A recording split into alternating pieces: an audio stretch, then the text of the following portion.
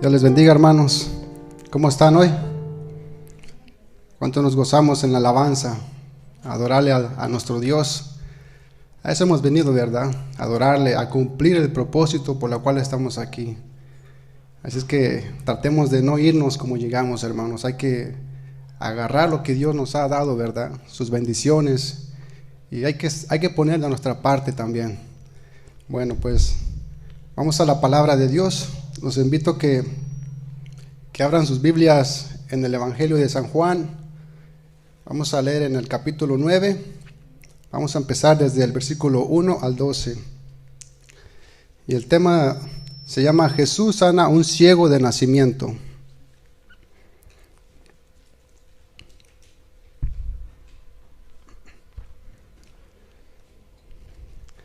Dice la palabra de Dios ahí en el Evangelio de San Juan, en el capítulo 9, en el versículo 1, dice así: Al pasar Jesús vio a un hombre ciego de nacimiento y le preguntaron a sus discípulos diciendo: Rabí, ¿quién pecó, este o sus padres, para que haya nacido ciego? Respondió Jesús: No es que pecó este ni sus padres, sino para que las obras de Dios se manifiesten en él. Me es necesario hacer las obras del que me envió. Entre tanto que el día dura, la noche viene, cuando nadie puede trabajar. Entre tanto que estoy en el mundo, luz soy del mundo. Dicho esto, escupió en la tierra e hizo lodo con la saliva y untó con el lodo los ojos del ciego y le dijo: Ve a lavarte al estanque de Siloé, que traducido es enviado. Fue entonces y se lavó y regresó viendo. Entonces los vecinos y los que antes le habían visto que era ciego decían: ¿No es este el que se sentaba y mendigaba? Unos decían: Él es, y otros: A él se parece. Él decía: Yo soy. Y le dijeron: ¿Cómo te fueron abiertos los ojos? Respondió él y dijo: Aquel hombre que se llama Jesús hizo lodo, me untó los ojos y me dijo: Ve al Siloé y lávate. Y fui y me lavé y recibí la vista. Entonces le dijeron: ¿Dónde está él? Él dijo: No sé. Vamos a orar, hermanos. Bendito Padre Celestial, te damos las gracias, Señor, por darnos esta hora, mi Dios, de escuchar tu palabra, Señor. Ya te hemos adorado, Señor, te hemos rendido culto, Señor, de nuestro corazón, Padre, y ahora estamos dispuestos, Señor, a escuchar tu palabra, Señor. Bendice este servicio, Señor, y no permitas, Padre, que nos vayamos así como estamos, Señor. Nos queremos ir bendecidos con tu palabra, Señor, y para eso estamos aquí, Padre. Queremos ser bendecidos, Señor, y te damos la gloria y te damos la gloria y la honra a ti, Padre, en el nombre de Jesús. Amén. Jesús sana a un ciego de nacimiento. Este es el único milagro el cual se nos dice que se trata de una enfermedad congénita. Una enfermedad con la cual la persona nació, este hombre nació ciego y nunca había visto su mano ante su cara, no había visto las caras de su padre o madre, no sabía cómo se veían sus hermanos y hermanas, nunca había visto la belleza del cielo azul o el verde de la hierba. Todo lo que tenía era lo que podía imaginar mentalmente. El Evangelio de Juan está centrado en demostrar la deidad de Jesucristo, y todos los milagros y señales que el Señor hizo tienen un mismo propósito. Como dice en Juan 20, versículo 30 al 31, dice así: Hizo además Jesús muchas otras señales en presencia de sus discípulos, las cuales no están escritas en este libro, pero estas se han escrito para que creáis que Jesús es el Cristo, el Hijo de Dios, y para que creyendo tengáis vida en su nombre. Esto es el propósito de las señales y de los milagros. Dice la palabra que estas señales se han escrito para que creáis en que Jesús es el Cristo, el Hijo de Dios, y para que creyendo tengáis vida en su nombre. El capítulo 9 de Juan comienza diciendo que Jesús vio a un ciego de nacimiento. Dice así, vamos a leer, vamos a entrar más a profundo a la palabra de Dios. Dice Juan, ahí en el versículo 9, en el versículo 1, dice así: al pasar Jesús vio a un hombre ciego de nacimiento. Jesús se detuvo cuando vio al ciego que estaba mendigando. El Señor había encontrado una nueva ocasión para mostrar su amor y su misericordia. Y con esto podemos ver la atención constante de Jesús que hacía a aquellas personas necesitadas que se encontraban en su camino. El Señor Jesús nos da otra vez una lección muy interesante que tenemos que aprender. ¿Cuántas oportunidades tenemos en este mundo, en nuestro paso, para hacer el bien y las perdemos? Pero Jesús no era como muchos de nosotros, ni tampoco como aquel sacerdote y el levita de la parábola ahí en Lucas, en el capítulo 10, del versículo 25, que cuando vieron en su camino a un hombre malherido por el ataque de unos ladrones, se pasaron de largo sin prestarle atención. En este pasaje vemos que fue Jesús el que vio al ciego, y que el hombre ciego de nacimiento era hombre ciego de nacimiento. En otros pasajes de los evangelios existían también ciegos que clamaban a Jesús para que los sanara, pero acá está un hombre ciego que no clama por sanidad, sino que está entregado a su ceguera y no sabe nada de quién es Jesús. Lo hermoso de este pasaje es que al ver Jesús, al ciego se detiene, y así es Dios con nosotros. Él se acerca a nosotros con el propósito de darse a conocer.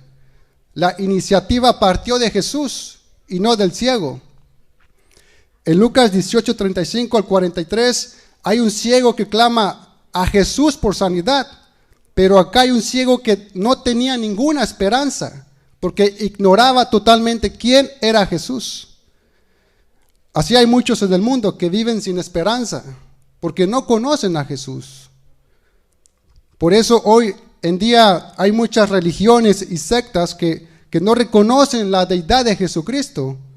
Lo creen como un gran maestro, un profeta o un gran santo, ¿verdad? Pero no lo identifican como Dios mismo, porque son ciegos de nacimiento. Saben en realidad que hay un Dios, pero no lo creen a su manera. Así éramos muchos de nosotros. No sabíamos quién era Jesús y no lo identificábamos como Dios. Según un ciego de nacimiento, es aquel que nace sin los globos oculares, es decir, con las cuencas totalmente vacías. Es una enfermedad o una malformación congénita. Congénita es una enfermedad o malformación con la que se nace. Así se nace con esa enfermedad, ¿verdad? Congénita. En la época en la que es narrada esta historia, se tenía entendido que las enfermedades, y especialmente las enfermedades congénitas, estaban relacionadas con el pecado. Y de allí surge la pregunta de los discípulos en el verso 2, que dice así en el verso 2: y le preguntaron a sus discípulos diciendo: Rabí, ¿quién pecó, este o sus padres, para que haya nacido ciego? Aquí vemos que los discípulos también vieron al ciego, pero sus mentes y sus corazones eran diferentes a los del Señor. Su manera de reaccionar no fue igual que la del Señor. Jesús se preocupó por la necesidad del hombre, pero ellos querían debatir asuntos teológicos. Así como muchos les gusta debatir términos teológicos, no que esto dice la Biblia, que aquello no, que la sana doctrina. Hermano, la sana doctrina no es para que nos adorne a nosotros. sino para que nosotros adornemos la sana doctrina en la manera como vivimos. Y por cierto, ¿cuál es la sana doctrina? La sana doctrina lo dice en Titos 2, versículos 2 al 10. Dice así: que los ancianos sean sobrios, serios, prudentes, sanos en la fe, en el amor, en la paciencia. Las ancianas asimismo sean reverentes en su porte, no calumniadoras, no esclavas del vino, maestras del bien, que enseñen a las mujeres jóvenes a amar a sus maridos y a sus hijos, a ser prudentes, castas, cuidadosas de su casa, buenas, sujetas a sus maridos, para que la palabra de Dios no sea blasfemada. Exhorta asimismo a los jóvenes a que sean prudentes, presentándote tú en todo como ejemplo de buenas obras, en la enseñanza, mostrando integridad, seriedad, palabra sana y irreprochable, de modo que el adversario se avergüence y no tenga nada malo que decir de vosotros. Exhorta a los siervos a que se sujeten a sus amos, que agraden en todo, que no sean respondones, no defraudando, sino mostrándose fieles en todo, para que en todo adornen la doctrina de Dios nuestro Salvador. Los discípulos, en vez de aliviar la situación del pobre ciego, ellos le pusieron mayor frustración, puesto que daban a entender que de alguna manera se merecía lo que le estaba ocurriendo, ya que debía ser el resultado de algún pecado. Es lo que pensaban. Para ellos, detrás de toda aflicción o enfermedad física estaba el pecado. Pero ¿cómo podía ser posible que el hombre naciera ya con una enfermedad si todavía no había tenido ocasión de pecar? Esto llevó a los discípulos a pensar que su ceguera estaba directamente relacionada debido por el pecado de sus padres. Sin embargo, también hay evidencia en la Biblia donde los hijos sufren por el pecado de los padres. Ahí en Éxodo 20, en el versículo 5, no lo busquen. Aquí vemos que a veces los pecados de los padres pueden pasar a sus hijos de una generación a la siguiente. Y en nuestra cultura actual no tenemos algún problema, ¿verdad?, de entender esto. Pues cuántos casos no hemos visto de hijos drogadictos que luego el bebé, sin haber hecho nada para merecerlo, nace en un estado de desintoxicación. O bebés que nacen con SIDA, que le pasaron sus padres. ¿Cuántas veces no nos hemos preguntado por el origen de todas estas enfermedades y por qué Dios permite el sufrimiento humano? Sin embargo, también es verdad que en muchas ocasiones hay una relación directa entre el pecado de una persona y su enfermedad. Por ejemplo, si una persona tiene el vicio de fumar, no sería extraño que con el tiempo llegue a tener un cáncer de pulmón. Pero estaba claro que este no era el caso del ciego de nacimiento. Pero aún así los discípulos intentaban relacionar su enfermedad con algún pecado grave cometido con anterioridad. ¿Y cuántos no de nosotros tenemos este pensamiento? Cuando vemos a alguna persona o un hermano que está atravesando por una enfermedad grave, o ya sea algún tipo de desgracia o sufrimiento, lo primero que se nos viene a la mente es esto: ¿qué pecado ha hecho esta persona?, decimos. Y lo primero que se nos viene a la mente es por un pecado en concreto. Error. Esto es un error, hermanos. Y este fue también el terrible error que los amigos de Job cometieron cuando vieron el estado en el que Job se encontraba. Sus amigos comenzaron a acusarle de pecados ocultos, algo que Job siempre negó, que finalmente Dios mismo salió a su defensa. Lo cierto es que las enfermedades son una parte de la maldición del pecado atraído sobre el hombre. Y a todos los hombres nos toca gemir en mayor o menor grado, incluso a los que ya somos creyentes. como dice en Romanos 8, 28, 23, que dice así: porque sabemos que toda la creación gime a una, y a una está con dolores de parto hasta ahora. Y no solo ella, sino que también nosotros mismos, que tenemos las primicias del Espíritu, nosotros también gemimos dentro de nosotros mismos, esperando la adopción, la redención de nuestro cuerpo. Toda la creación gime a una, aún nosotros mismos, que tenemos las primicias del Espíritu, gemimos esperando nuestra redención de nuestro cuerpo. La Biblia enseña que tanto los sufrimientos de la vida como la misma muerte son la consecuencia del pecado. Todos estos males comenzaron a estar presentes en el mundo solo después de que Adán y Eva pecaron. Desde entonces, todos los hombres y mujeres que hemos nacido en este mundo hemos heredado su naturaleza pecaminosa junto con sus tristes consecuencias. Así que podemos decir que aquel hombre había nacido ciego como consecuencia de la naturaleza pecaminosa de la que todos somos partícipes, como dice en Romanos 5:12. Por tanto, como el pecado entró en el mundo por un hombre y por el pecado la muerte, así la muerte pasó a todos los hombres por cuanto todos pecaron. Dice ahí en el versículo 3, si gusta puede acompañarme.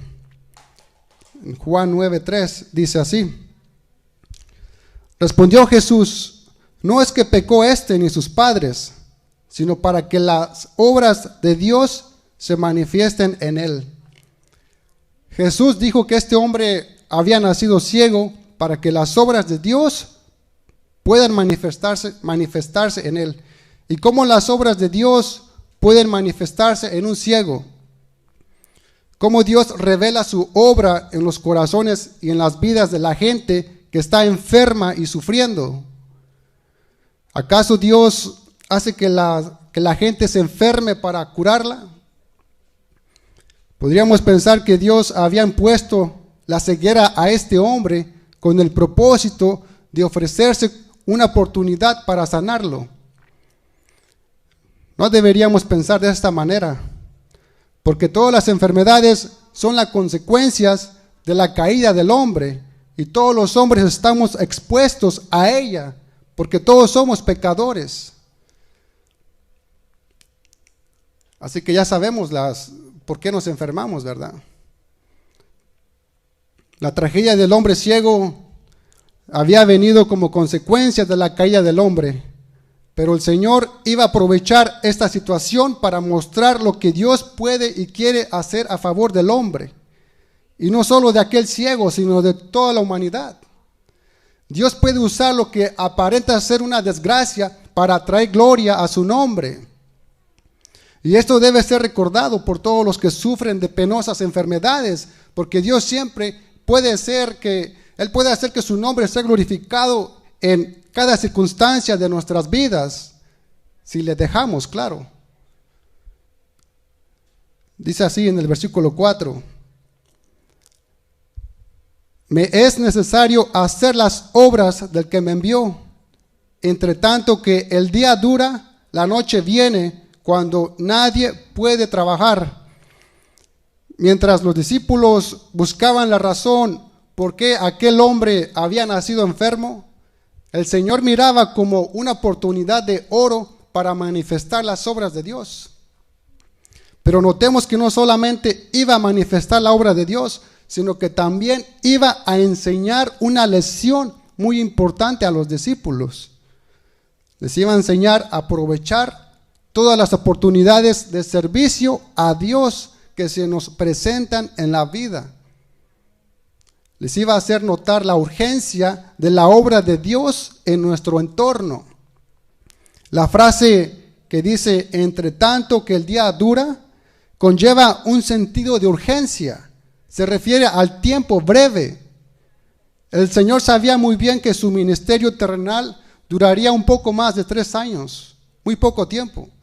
La palabra día es sinónimo de oportunidades para trabajar para Dios, de servir a Dios. esas oportunidades de servir a Dios, como aquí lo indica, se acaban, porque el tiempo es corto y por eso hay una urgencia de hacer la obra de Dios.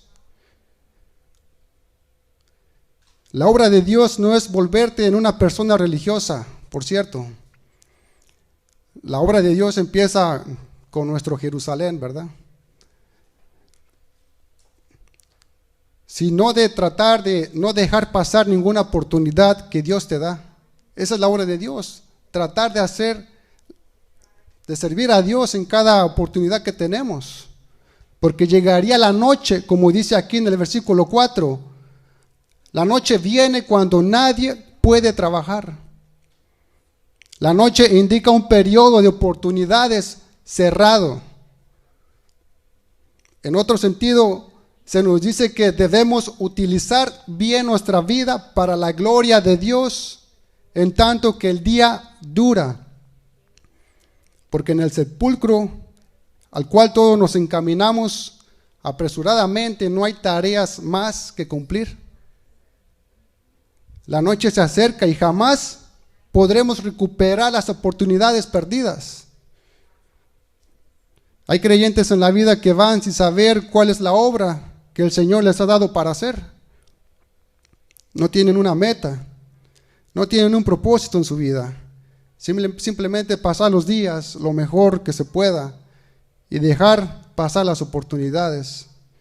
Estoy hablando en general, en la Iglesia Universal. Las oportunidades no han de durar para siempre. Hay oportunidades que se tienen cuando uno es joven, pero uno deja de ser joven con los años y las oportunidades se pasan. Otras oportunidades que uno tiene es cuando uno está sano, pero uno empieza a estar enfermo y se hace mayor y ya no tiene esas oportunidades. Otras oportunidades se pasan cuando nuestra mente ya no es ágil, perdemos la memoria y seguimos vivos, pero ya se han pasado las oportunidades. Las oportunidades no han de durar para siempre, hermano. Y recordemos que llega la noche, cuando el día se acaba, y que también es el momento en que los obreros cesan en su trabajo y tienen que dar cuentas de su mayordomía, recibiendo conforme a lo que hayan hecho, sea bueno o sea malo. Segunda de Corintios 5:10. Dice ahí en el versículo 5: entre tanto que estoy en el mundo, luz soy del mundo. Aquí, como en muchas porciones del Evangelio de Juan, Jesús se identifica como la luz que vino a este mundo para iluminar los corazones de los hombres, para que en ellos brillara el conocimiento de la luz de Cristo, para que pudieran conocer al Padre. La ceguera está relacionada con las tinieblas, mientras que la visión está relacionada con la luz. Este ciego viene a representar la condición de muchos de nosotros. Antes de que la luz del Evangelio resplandeciese en nuestros corazones, vivíamos en tinieblas. El Señor vio nuestra condición y se acercó con la finalidad de hacer un acto creativo en nosotros, como el nuevo nacimiento.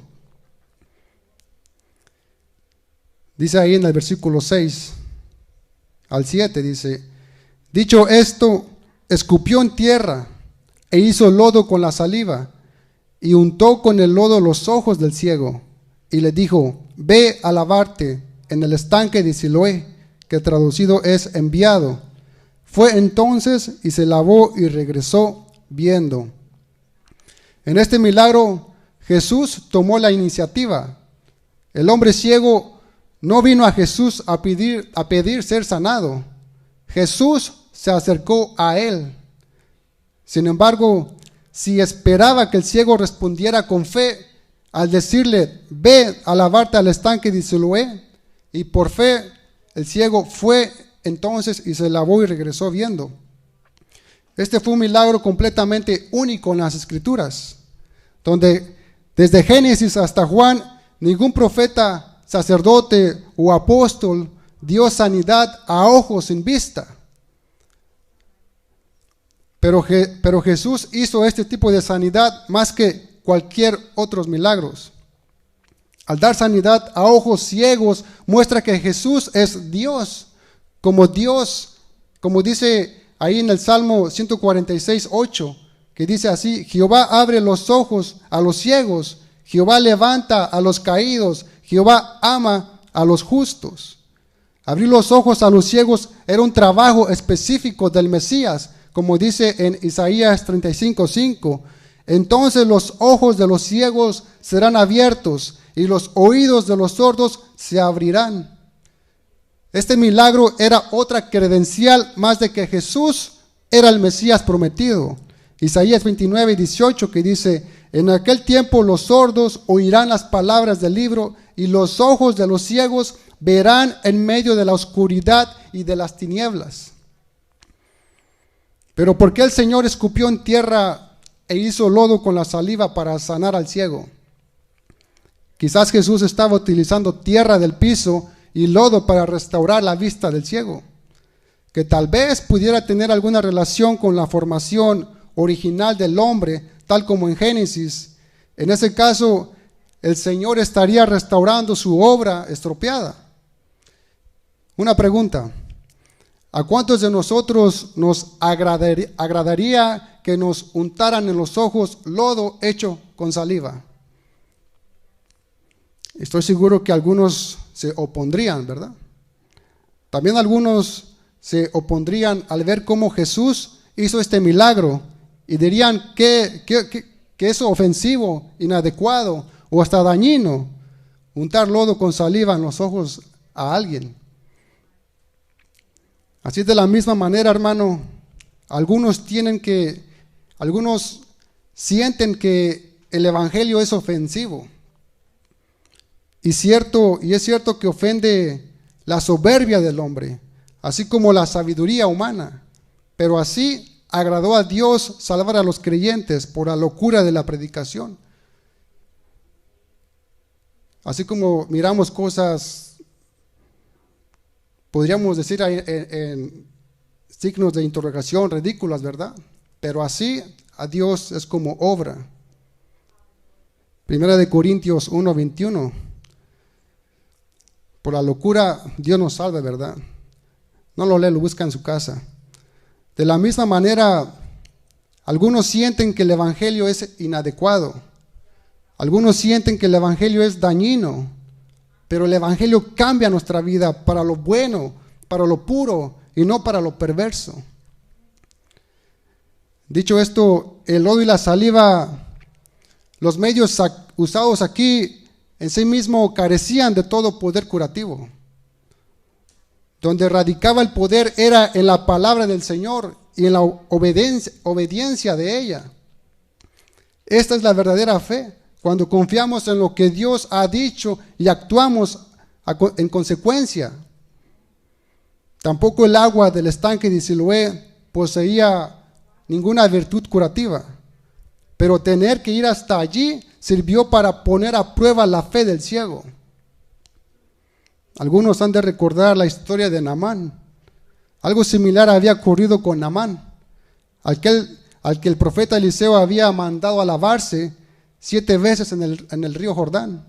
Se quería hacer libre de su lepra. Segunda de Reyes 5:10.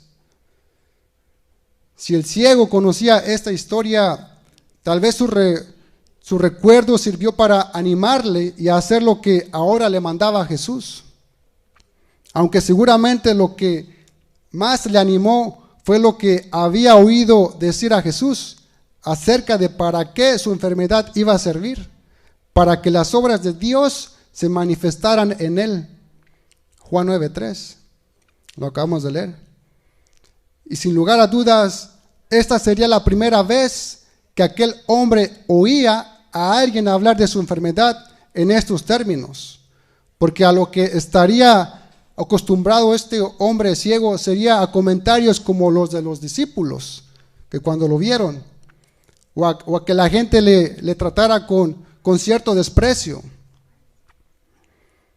Pero Jesús hablaba de una forma diferente, que le hizo dar una esperanza de algo grande que iba a ocurrir en él. Así que cuando el Señor le mandó ir a lavarse al estanque de Siloé, se puso en marcha inmediatamente. Dice en el versículo 8, entonces los vecinos y los que antes le habían visto que era ciego decían, ¿no es este el que se sentaba y mendigaba? Unos decían, él es, y otros, a él se parece. Él decía, yo soy. Ahora el hombre podía verlo todo, el sol, el firmamento, la tierra, las casas y lo más importante, la gente.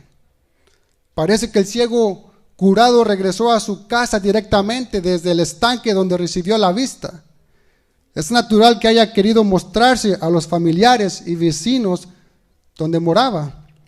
Su aspecto había cambiado tanto, además de su nueva habilidad de caminar sin tropezarse, que los vecinos y otros dudaban de su identidad. Era demasiado bueno para creerlo. El milagro había producido un cambio en todo su aspecto y porte. Este cambio radical y esta nueva identidad debe verse también en toda persona que experimenta la conversación espiritual. Como dice en 2 Corintios 5:17. De modo que si alguno está en Cristo, nueva criatura es. Las cosas viejas pasaron, he aquí todas son hechas nuevas.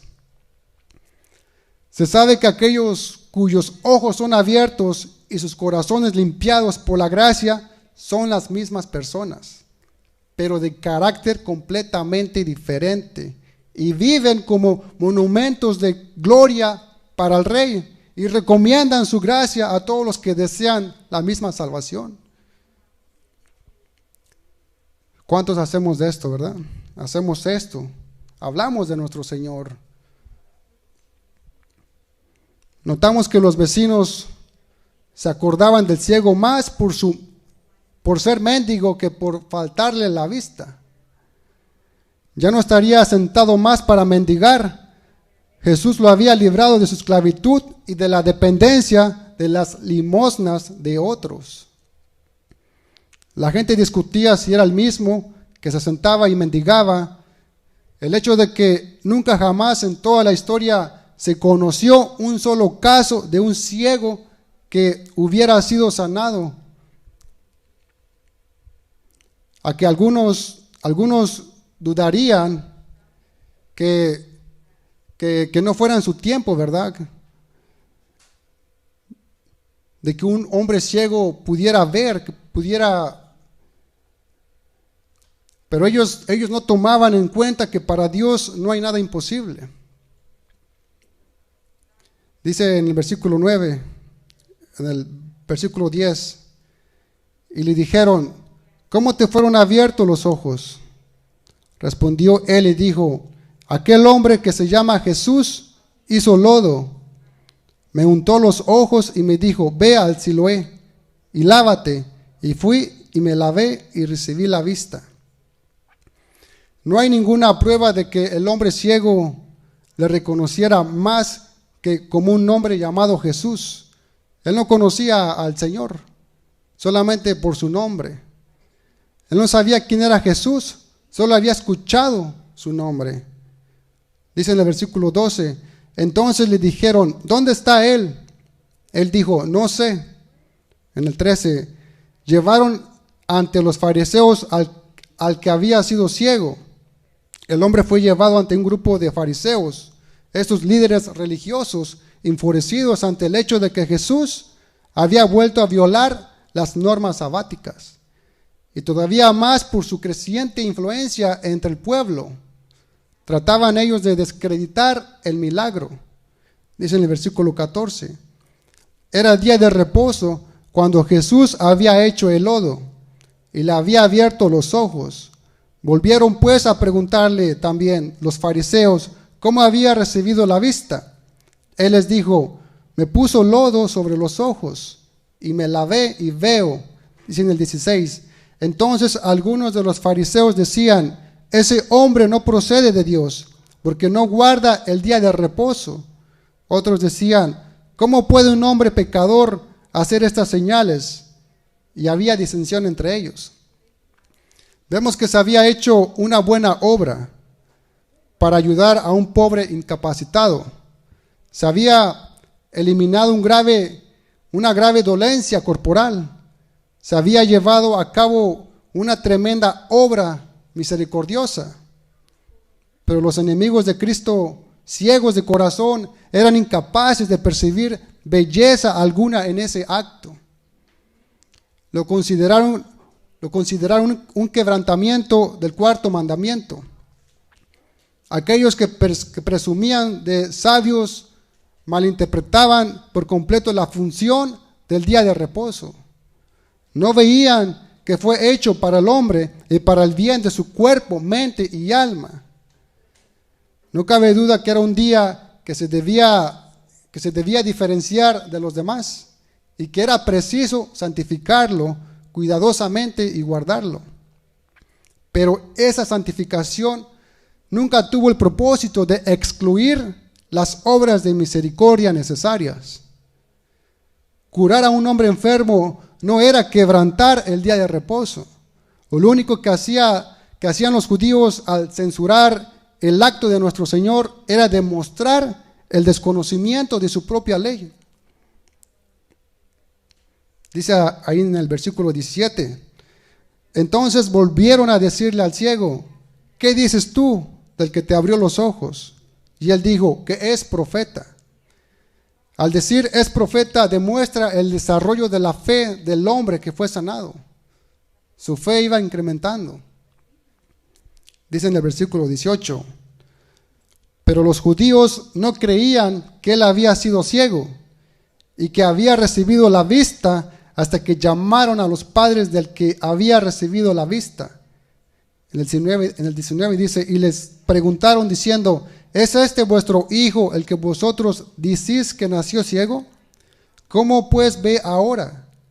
Sus padres respondieron y les dijeron, sabemos que este es nuestro hijo y que nació ciego, pero como ve ahora no lo sabemos, o quién le haya abierto los ojos. Nosotros tampoco lo sabemos. Edad tiene, preguntadle a él. Él hablará por sí mismo. Entonces dijeron sus padres, porque tenían miedo de los judíos, por cuanto los judíos ya habían acordado que si alguno confesase que Jesús era el Mesías, fuera expulsado de la sinagoga. Al leer el resto del capítulo, notamos que los judíos religiosos expulsaron de la sinagoga al hombre y a su familia.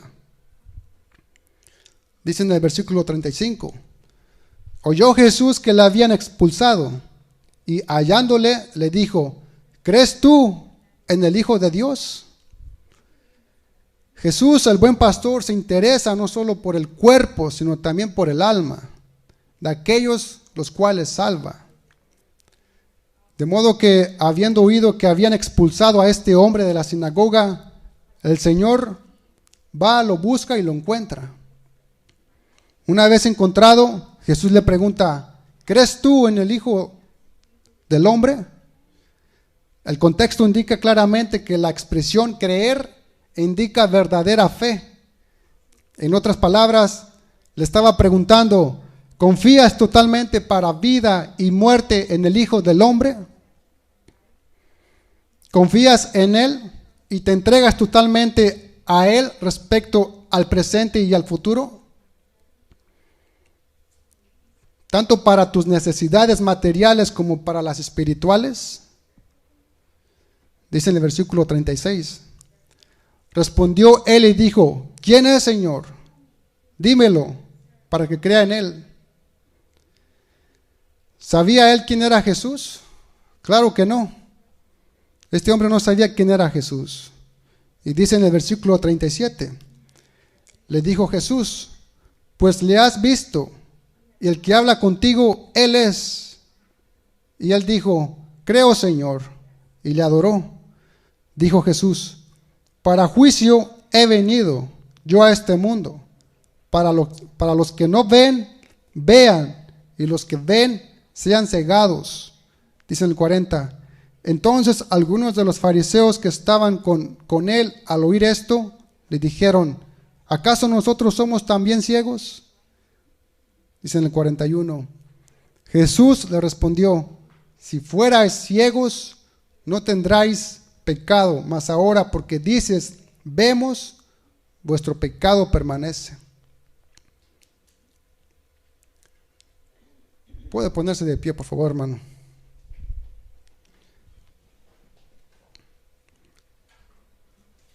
¿Qué es lo que Jesús estaba diciendo cuando dijo que ha venido a este mundo para hacer ver a los ciegos? Él estaba hablando de ese hombre, de que era ciego y ahora veía. De que estaba hablando Jesús cuando habla de la gente que ve, pero que en realidad son ciegos. Estaba hablando de los líderes religiosos, los cuales tienen vista, pero no pueden ver espiritualmente lo que está pasando. Lo que le pasó a este hombre ese día no fue tanto que sus ojos fueron abiertos y pudo ver físicamente. Lo que pasó en ese día fue una curación perfecta, que mediante el milagro, lo cual sus ojos fueron abiertos, también sus ojos espirituales fueron abiertos. Y vio quién era Jesús. La Biblia dice que le adoró y llegó a ser creyente. Algo muy interesante, hermanos, que por todo el Antiguo Testamento no hay un solo milagro de que un ciego se le haya podido abrir los ojos. Al leer el Nuevo Testamento, ninguno de los apóstoles jamás pudo hacer el milagro de hacer que un ciego vea. Es decir, en decir verdad, hay un acto parecido a esto que se puede incluir a la lista, y es Ananías, quien ayudó a Saulo en su ceguera temporal cuando se dirigía a Damasco. Todo este asunto es que Jesucristo curó a ciegos, como en 8 diferentes ocasiones, como para decir: yo soy el que puede curar los ojos ciegos, porque en realidad Él es el único que puede quitar las escamas de la ceguera de los ojos espirituales de cualquiera hoy, de cualquiera de los que estamos aquí. Los apóstoles no lo pueden salvar a usted. Los obreros cristianos no nos pueden salvar. El pastor no lo puede salvar. No le puede quitar la ceguera de sus ojos espirituales. Solo Dios puede hacer eso. Este hombre llegó a creer en Jesucristo y su ceguera espiritual fue curada. Cuando ponemos nuestra fe en Jesucristo, eso es lo que nos pasa. ¿Sabía usted que antes de conocer a Jesucristo como su Salvador personal, usted estaba ciego? ¿Lo sabía? El no creyente no tiene la capacidad para entender la verdad espiritual.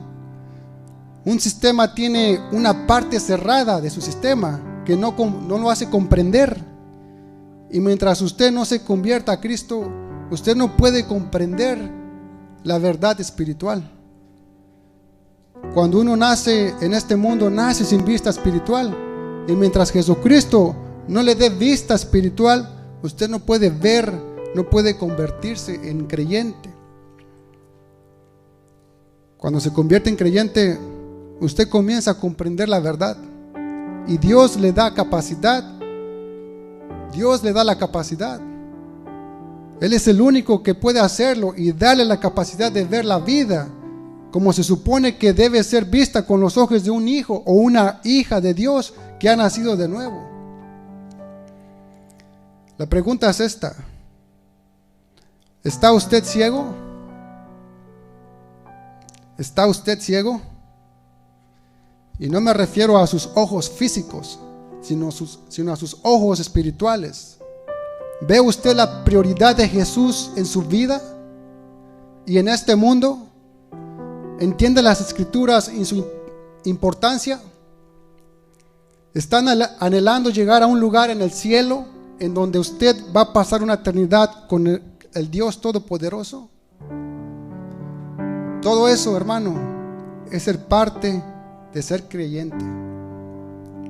Vamos a orar, hermanos. Bendito Padre Celestial, te damos las gracias por tu palabra, Señor. Gracias, mi Dios. Tu palabra, Señor, nos consuela. Tu palabra nos fortalece, Señor. Tu palabra nos da vida, Señor. Y por eso estamos aquí, Padre, porque amamos tu palabra, mi Dios. Te amamos a ti, Señor. Ya hemos venido, Señor, a adorarte, Padre. Queremos seguir creciendo en la fe, Señor. Queremos seguir creciendo en tu conocimiento, Señor. Padre amado, ayúdanos, Señor. Ayúdanos, bendito Dios, para que tu obra siga creciendo, Padre, en nuestros corazones, así como en tu iglesia local también, Señor, y en todas las partes del mundo, Padre. Ayuda a cada creyente que está aquí, mi Dios, a cada persona, Señor, a que podamos ver tu luz. Quita todas las escamas de nuestros ojos espirituales, Señor. Queremos verte a ti, mi Dios, y nada más a ti, Padre. Que tu vida, Señor, se refleje en nuestra vida, Señor. Te pedimos perdón, Señor, por nuestras ofensas. Perdona nuestros pecados, Señor. Te hemos ofendido, mi Dios, y nos arrepentimos de todo corazón, Señor. Y ahora te pedimos que tú nos sigas dando fuerza para seguir adelante, Padre. Fortalece tu iglesia, Señor. Y fortalece todo aquel, Padre, que ha escuchado tu evangelio, mi Dios. Fortalécenos, Padre. Te damos las gracias en el nombre de tu Hijo amado Jesús. Amén. Dios les bendiga, hermanos.